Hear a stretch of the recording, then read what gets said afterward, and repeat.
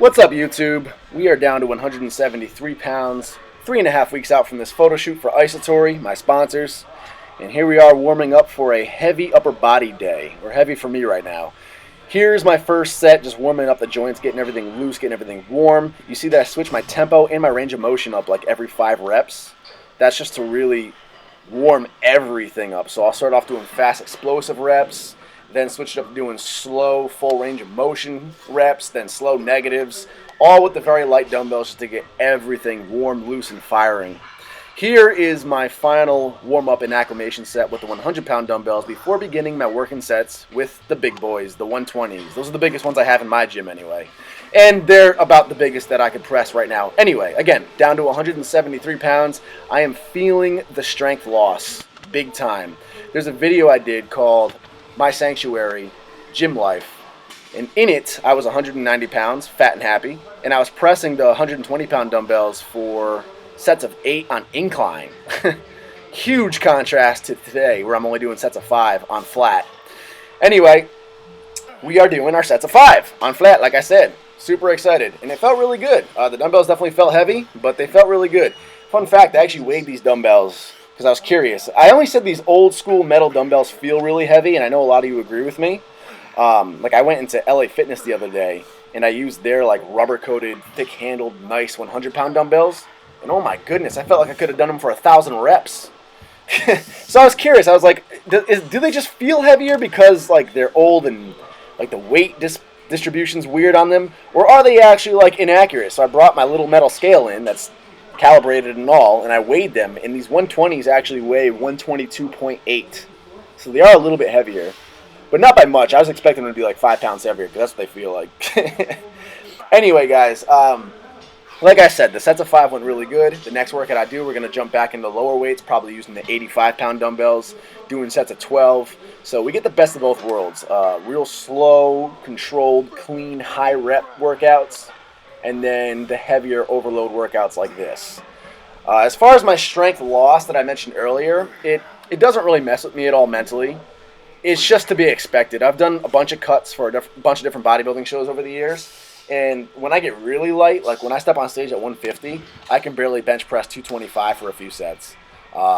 You shouldn't lose strength right away when you're cutting. And if you cut correctly, you can keep strength for a while. But once you get to that point where you're down about 20 pounds from your regular body weight, you're going to notice it no matter what. And that's where we're at as of today, actually, because I began this cut before the comeback series even began. I began it at 193 pounds. So we're down exactly 20 pounds now. And I'm feeling it, man. Feeling it. One thing I do want to do now that I'm back to dumbbell pressing is keep it going even when I return back to powerlifting after this photo shoot. I don't plan to get fat again, but I do want to switch back into focusing on powerlifting for 2016 competition season. And obviously the primary focus for pressing is going to be barbell bench press.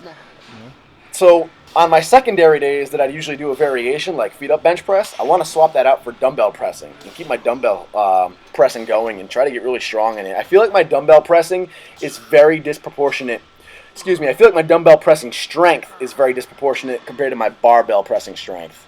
I mean, for example, Matt Ogus and I both have very similar barbell pressing strength. I'm not sure what his 1 rep max is, but we're very close in barbell strength.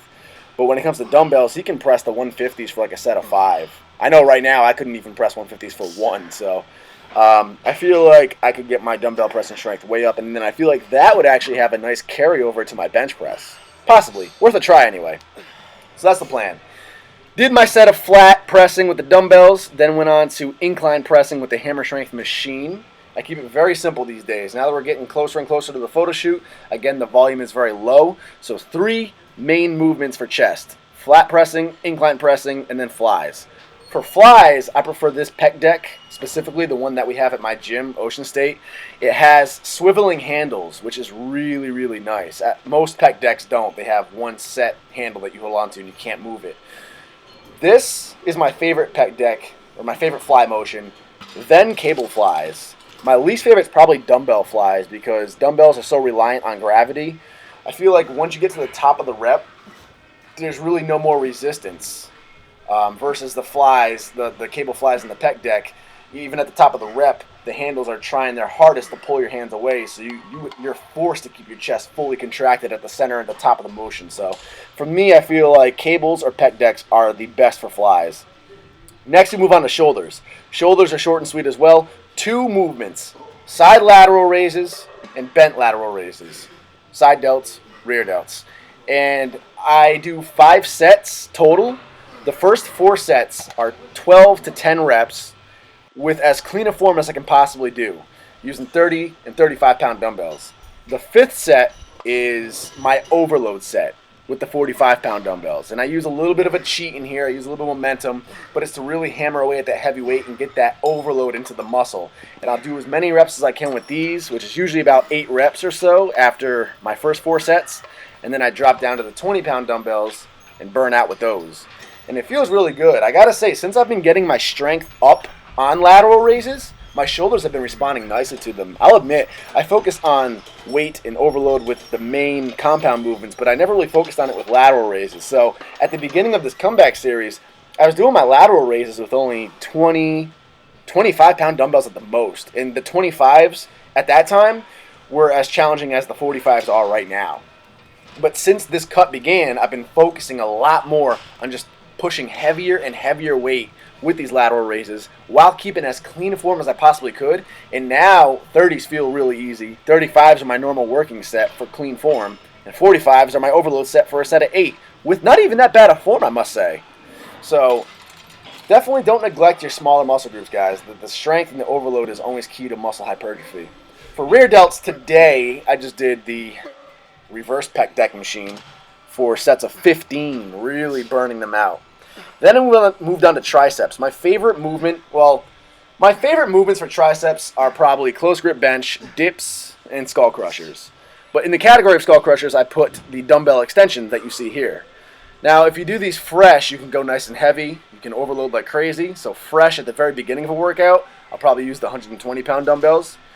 Or if you do them at the end of a workout, like after your shoulders are fried, after your triceps are already pretty tired from all the pressing, you go a little bit lighter, but it just feels so good to burn out your triceps with. So today we did sets of 10 to 12 reps with the 100-pound dumbbell. You want to keep your elbows as close to your head as you can, but you don't want to force it. I see people trying to focus on bringing their elbows in too much, and then it puts their shoulders in an awkward position, and that's when injury can happen. So make sure it's comfortable and feels natural for you. After that, I supersetted abs with tricep pushdowns, which is a very weird superset, but I had to. Otherwise, I would have never done abs because abs are so boring. So I gotta slot them into my regular workout in creative ways so I can do them. If I try to separate them, do it at the end of a workout, I might make an excuse to not do them. Like this video if you liked it, guys. Hit me with a comment.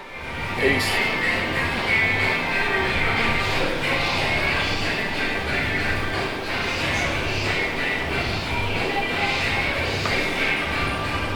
Shake it, count. Out on bail, fresh out of jail, California dreaming.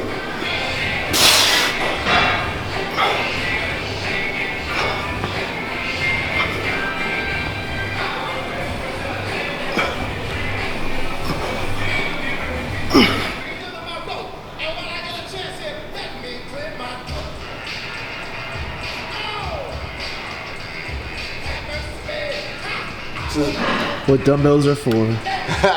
This is why you'll never see me at a commercial gym. These metal ass old dumbbells may feel way heavier than the nice rubber ones, but you can use chalk, you can throw weights, you got good music, it's not crowded. I'll never go to a commercial gym.